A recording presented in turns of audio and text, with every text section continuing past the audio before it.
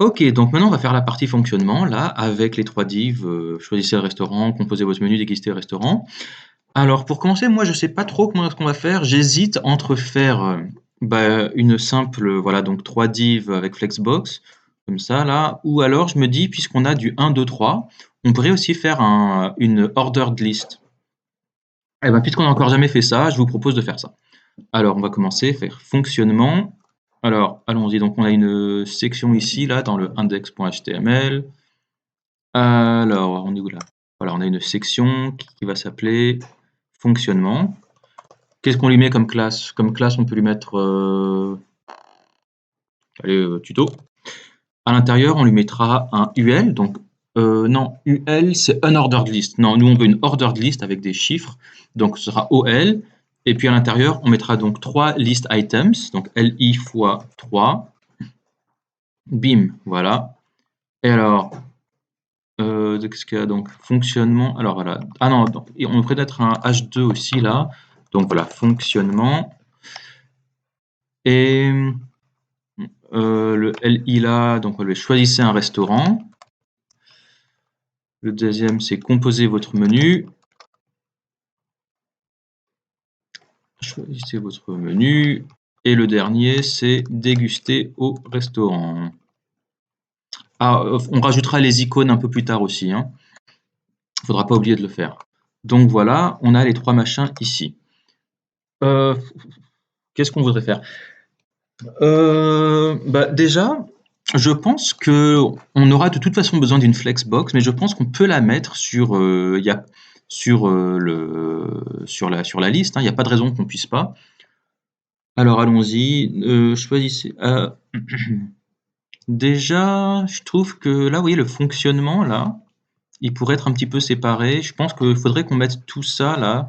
Je pense que tout le main, on pourrait lui donner un petit padding. Alors, où est-ce qu'il est, le main? Voilà, ce main-là, on pourrait lui donner un padding. Alors, où est-ce qu'on mettra ça? Je pense qu'on pourrait mettre ça dans le layout. On pourrait mettre ça dans le base. Et puis, je vais lui mettre main, padding. Alors, en haut, 0. Et puis, sur les côtés, peut-être un REM. Est-ce que voir ce que ça donne? Voilà, c'est un petit peu mieux.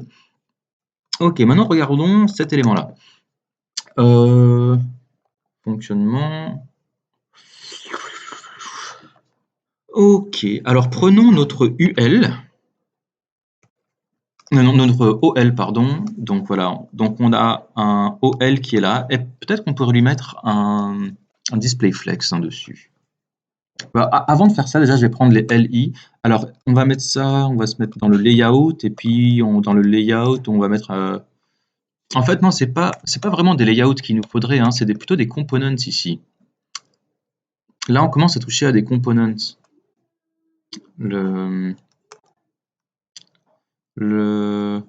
Ouais, c'est pas trop du layout là, ce serait plutôt des components.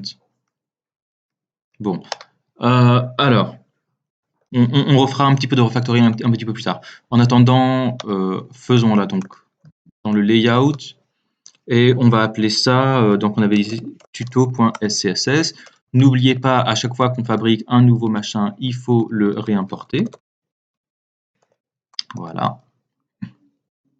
Alors, vous verrez souvent que des gens, ils aiment bien mettre leur nom de fichier avec un underscore devant pour dire que ce fichier-là est importé quelque part. Bon, c'est une convention, vous n'êtes pas forcément obligé de la suivre.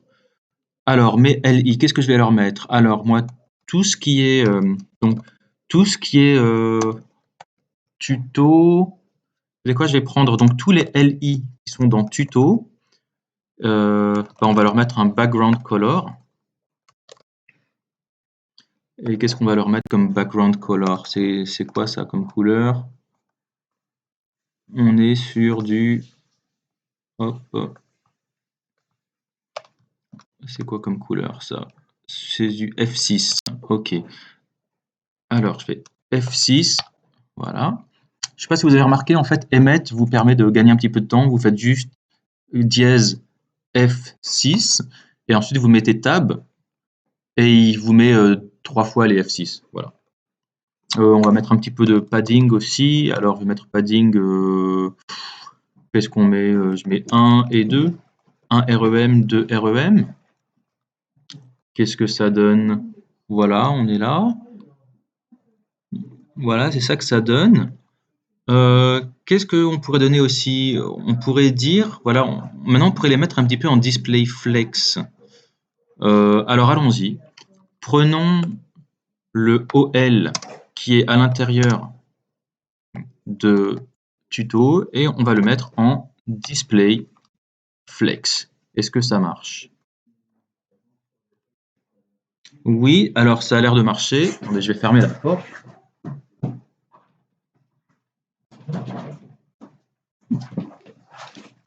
Ok, donc là on a nos enfants qui sont là. Alors c'est toujours bien de leur mettre des bordures, hein. Ça ne change toujours pas. On va leur mettre un border, un pixel solid red. Comme ça, on les voit comme ça. Ah tiens, c'est intéressant de voir que vous voyez que les le petit chiffre là, en fait, il fait pas partie de l'élément, il est en dehors. Ok, bah c'est bon à savoir. Qu'est-ce qu'on dit à ces... Alors, est-ce qu'on voudrait qu'ils grossissent? Moi, je pense que ces trois éléments, on pourrait les faire grossir. Donc, je vais leur mettre flex grow. Par défaut, c'est 0, ça veut dire interdit de grossir. Là, je vais les mettre flex grow 1. Vous voyez que maintenant, voilà, ils prennent toute la place. Voilà. Par contre, hop, ça, c'est pas super. On pourrait leur mettre un flex wrap. Donc, sur le parent display flex, là, je vais lui mettre un flex wrap wrap. Et puis maintenant, qu'est-ce qui se passe quand on diminue comme ça? Ah, c'est pas top. Vous voyez que ça, c'est moyen, ça. Moi, je préférais qu'il passe d'un coup. Donc, en fait, je pense qu'on va être obligé de mettre une media query là-dessus. Bon, on pourrait peut-être mettre une media query là-dessus. Donc, on va dire, eh ben, allez, non, c'est quoi? Media. Et alors, max width, c'est combien? On va mettre, allez hop, 767 pixels, normalement 768. Et on va lui dire, eh bien, le tuto OL. Tiens, je suis curieux, je me demande si on peut mettre la media query à l'intérieur de... Tiens, je serais curieux, on va essayer ça, tiens. Je vais mettre ça là. Et on va lui dire, bah, toi, le OL, en dessous de 767 pixels, tu seras en flex direction colonne. Je me demande si ça marche. On va regarder ce que ça compile ici. Alors. Ah oui, oui, vous voyez, ça m'a créé une media query ici. Parfait. Bah, c'est très bien, vous avez vu, on a pu imbriquer la media query à l'intérieur de l'élément. C'est sympa. Alors, qu'est-ce que ça donne maintenant? Si on referme un peu, voilà, ça se met comme ça. Bon, moi je trouve ça pas mal. On va rajouter un petit peu un gap. On pourrait rajouter un gap. Alors, le SCSS, donc le tuto display flex, flex wrap wrap. Gap, on va mettre un REM. Voilà, c'est bien. Ok. On va mettre du border radius. De combien? 1 REM peut-être? Alors sur les LI, voilà, ils sont là. On va leur mettre border radius 1 REM.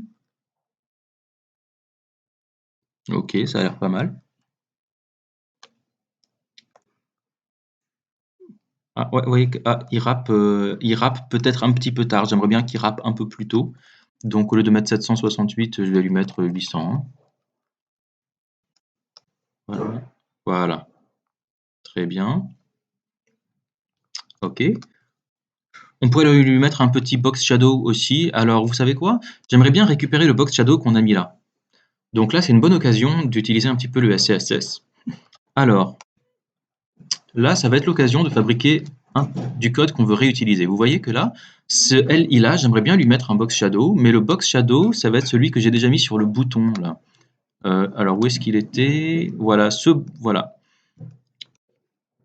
Alors c'est pas le linear gradient, c'est ce box shadow.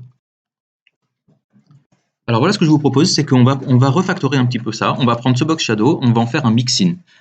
Alors allons-y, on va se créer un dossier d'utilitaire qu'on va appeler utils. Et on va faire un mix-in qui va s'appeler boxshadow.scss.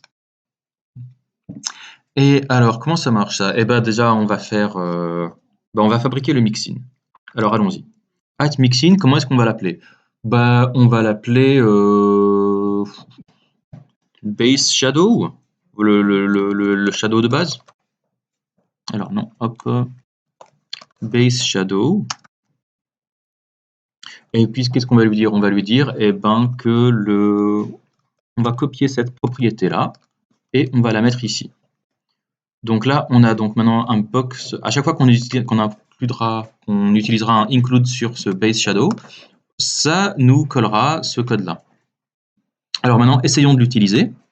Alors, vous vous souvenez que quand on a un mix-in, pour l'utiliser, c'est @include. Alors, allons-y ici. Cette ligne-là, je vais la commenter. Donc, vous voyez que normalement, elle disparaît voilà, de mon CSS ici. Et alors, peut-être que je vais le mettre tout à la fin, tiens. @include. Et puis, je vais lui donner, c'est quoi le nom du machin? C'est base shadow. Alors, ça ne marche pas. Il me dit, oh, je ne sais pas ce que c'est undefined mixin.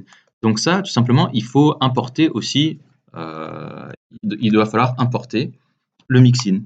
Alors, moi, je vais le faire comme ça. Je ne sais pas si c'est forcément le meilleur moyen de le faire. Alors, hop, @import. Et alors là, non, on va aller dans le dossier parent. Donc, en fait, c'est pas point, c'est 2 points. Et après, donc, on est sur utils et ensuite sur boxshadow.scss. OK. Est-ce qu'il arrive à le trouver maintenant? Bah écoutez, il me semble que maintenant il arrive à le trouver, ouais. Voilà, include base shadow. Donc lui, je vais le supprimer. Et ensuite, ce include base shadow, je vais aussi le mettre là dans mon tuto. Là, je vais lui mettre, mon li, hop, include base shadow. Mais alors, est-ce qu'il arrivera lui à me... Alors, je me demande si lui, il arrivera à importer le base shadow. Où est-ce qu'il est, mon li? Ah ouais, vous voyez, il a réussi. Donc en fait, c'est intéressant. J'ai pas eu besoin de l'importer là. J'ai eu besoin de l'importer une seule fois. Donc tiens, c'est d'ailleurs ça, je trouve ça intéressant. Ce import. Attendez, vous savez quoi? J'ai envie de voir import mixin. Comment ça se passe ça? Import mixin, ok. Attendez, hop. Je crois que j'avais un autre truc là. How to include one mixin from one file, blah blah blah. At the top, you need to include inside the CSS. You can rename your main to .main. Bon. Ok, bon, en tout cas, moi, ça me va très bien. Ok, parfait. Pareil, on pourrait rajouter vous voyez l'effet de hover qu'on a mis là.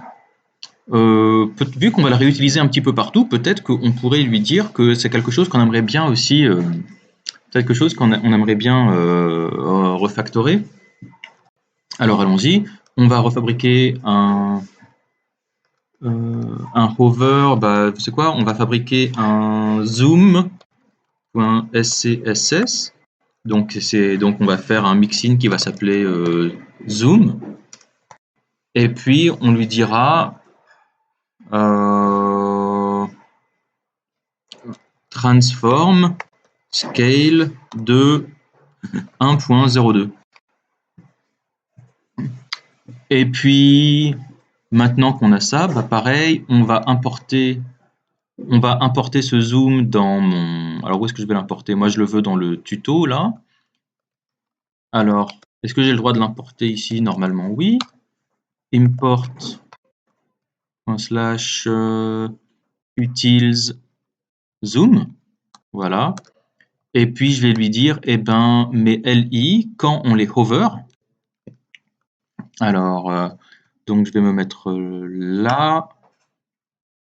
Alors, c'est comment déjà? Je pense que ça va être et de point hover. Qu'est-ce qui se passe?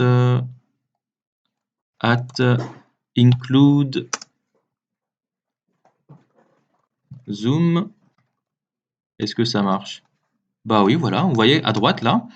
Et voilà, point tuto li de point hover. quand on hover le LI dans le tuto, eh ben, on a le transform de scale 1.02.